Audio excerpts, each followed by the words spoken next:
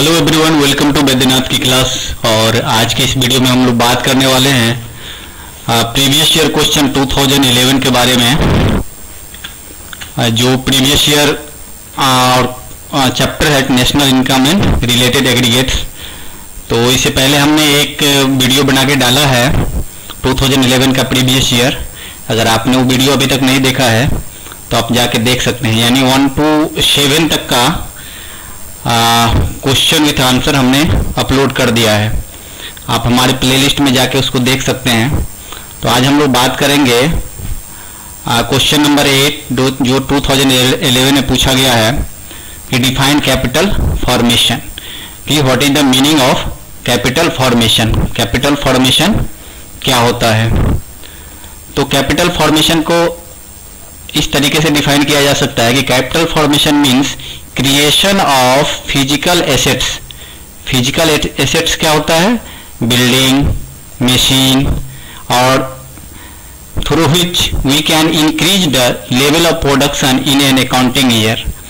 यानी कि जब हम कैपिटल फॉर्मेशन करते हैं किसी भी फिजिकल एसेट्स के द्वारा, जैसे बिल्डिंग या मशीन के थ्रू, तो सच टाइप ऑफ बिल्डिंग और machine is known as capital formation. ठीक है, तो इस तरीके से हम लोग डिफाइन कर सकते हैं। Capital formation means creation of physical assets like building and machine for the increasing the level of production in an accounting year. Next question number 9, what do you mean by real gross domestic product? Real gross domestic product, real gross domestic product. Real की जब हम लोग बात करते हैं तो क्या, जब हम कभी रियल और नॉमिनल, एक होता है रियल एक होता है नॉमिनल, जब कभी भी रियल की बात करेंगे इसका मतलब होता है कांस्टेंट प्राइस। ठीक है, तो real gross domestic product is the gross money value of final goods and services produced with in the domestic territory in an accounting year, और gross money value calculate using the constant price.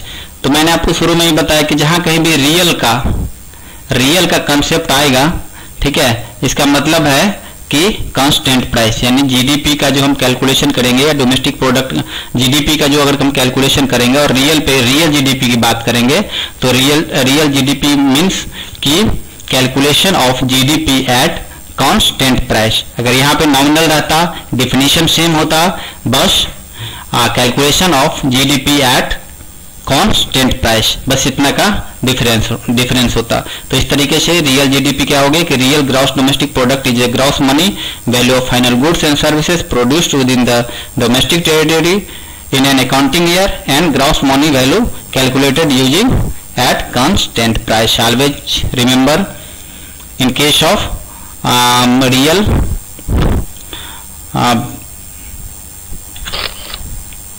next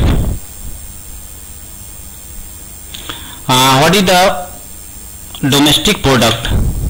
तो domestic product क्या होता है कि domestic territory means the value of final goods and services. यहाँ domestic territory नहीं होगा, domestic product नहीं होगा, डोमेस्टिक टेरिटरी होगा।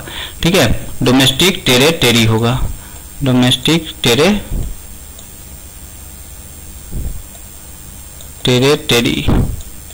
TORY।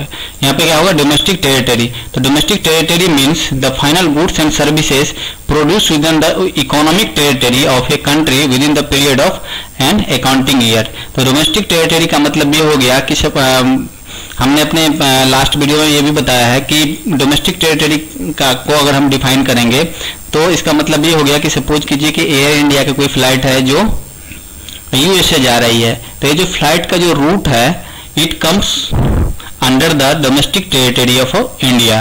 अगर इंडिया कोई फ्लाइट दूसरे कंट्री में जा रही है और जिस रूट से जा रही है ये इंडिया के डोमेस्टिक टेरिटरी में आएगा। सपोज कीजिए कि हमारा जो शिप है मतलब जहां तक समुद्र में जहां तक हम कोई भी इकोनॉमिक एक्टिविटी कर सकते हैं तो वो जो पार्टिकुलर एरिया है वो हमारे डोमेस्टिक टेरिटरी में आएगा। ठीक है। इसी तरह आप बराबर सुने होंगे कि जो समुद्री मछुआरे हैं वो श्रीलंका में जो है श्रीलंका के जेल में पकड़ के रख दिया। क्यों? क्योंकि ऐसा होता है कि जब क्या होता है कि मछली पकड़ने के चक्कर में वो कभी कभी क्या होता है कि वो हमारा जो डोमेस्टिक टेरिटरी है उसको क्रॉस कर जाता है। इस केस में क्या होता है कि दूसरे के डोमेस्टिक टेरिटरी में जाने पे क्या होता है वो इलीगल हो जाता है और इस तरीके से उसको पकड़ लिया जाता है। तो अगर हम डोमेस्टिक टेरिटरी की बात करें तो domestic territory means the value of final goods and services produce with in the economic territory of a country with in the period of time. ठीक है। Next, what is the transfer payment. देखिए जब कभी भी transfer payment की बात करते हैं तो ट्रांसफर मीन्स होता है यूनिलेटरल, मतलब वन साइडेड। ठीक है। तो transfer payment is the unilateral payment which recipient get without adding any thing to current flow of the goods and services. यानी हम सीधा बोल सकते हैं कि without any productive services, without doing any services productive services, यानी कि बिना कोई प्रोडक्टिव सर्विसेज किए अगर हमें गवर्नमेंट के थ्रू कोई भी पैसा मिलता है तो इसे बोलते हैं ट्रांसफर पेमेंट। ठीक है। लेकिन अगर किसी फौजी को अगर पेंशन स्कीम के थ्रू अगर उसको पेंशन मिल रहा है रिटायरमेंट के बाद तो ये ट्रांसफर पेमेंट में नहीं आएगा।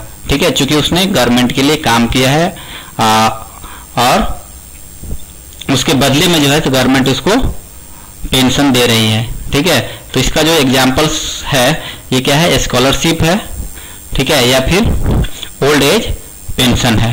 ठीक है। तो इस तरीके से दूसरी तरीके से अगर हम डिफाइन करें कि it is the payment received without rendering any productive services in return, as for examples old age pension, scholarship, these are the best examples of transfer payment. चूंकि ओल्ड एज पेंशन और scholarship के बदले में हमें कोई भी productive service नहीं करते हैं, हमें इनकरेज करने के लिए इस तरीके का पेंशन, ओल्ड एज पेंशन और फिर स्कॉलरशिप दिया जाता है। तो आज के लिए बस इतना ही। Thanks for watching. अगर ये वीडियो आपको अच्छा लगा होगा तो हमारे चैनल को लाइक कीजिए, शेयर कीजिए और अपने दोस्तों के साथ सब्सक्राइब के साथ शेयर कीजिए ताकि आपको इस तरह का वीडियो मिलता रहे। Thanks for watching.